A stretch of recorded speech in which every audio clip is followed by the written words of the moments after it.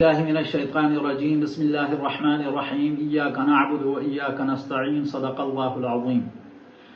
میں عبداللطیف ممبر national assembly NA1 Chitral آپ سے مخاطب ہوں۔ آج ATC اسلام آباد میں مجھ سمیت 11 PTI ورکرز کو سزائیں سنائی گئیں، ایک ایسے جرم کی سزا دی گئی جس کا ہمارے فرشتوں کو بھی نہیں پتا۔ جس تھانے پہ حملہ کا کیس ہم پہ بنایا گیا، اس تھانے کو 12 تاریخ کو ہمیں پتہ چلا کہ رمنا نامی ایک پولیس اسٹیشن اسلام آباد میں ہے، جبکہ ہم پہ FIR میں یہ الزام ہم پہ لگایا گیا کہ 10 تاریخ کو انہوں نے تھانے پہ حملہ کیا۔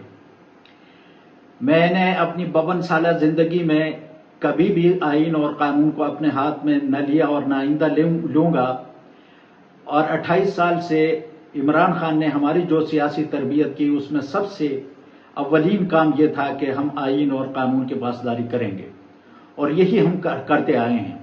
لیکن مجھے لگتا ہے کہ 26ویں آئینی ترامیم کے دوران جب میرا ضمیر خریدنے کی کوشش کی گئی اور مجھے 2 ارب روپے کی پیشکش کی گئی جسے میں نے ٹھکرا دیا، تو 47 گورنمنٹ نے یہ تہیہ کیا تھا کہ مجھ سمیت ایسے لوگوں کو ناحق سزا دلوائی جائے جنہوں نے ان کی ناانصافیوں کے راہ میں رکاوٹ بننے کی کوشش کی۔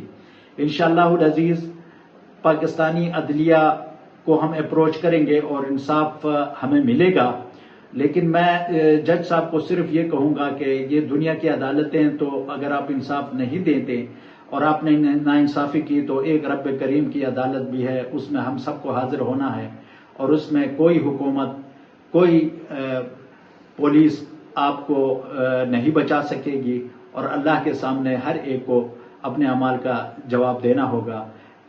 میں آخر میں تمام پاکستانیوں سے یہ کہنا چاہوں گا کہ ظلم اور بربریت کے خلاف اگر ہمیں سزائیں دلوائی جاتی ہیں تو یہ بھی ہمارے اس جدوجہد کے حصے میں، جہاد کے حصے میں آتا ہے۔ انشاءاللہ ہم اب پاکستان میں آئین اور قانون کی حکمرانی کے لیے اپنی جدوجہد جاری رکھیں گے۔ بہت شکریہ۔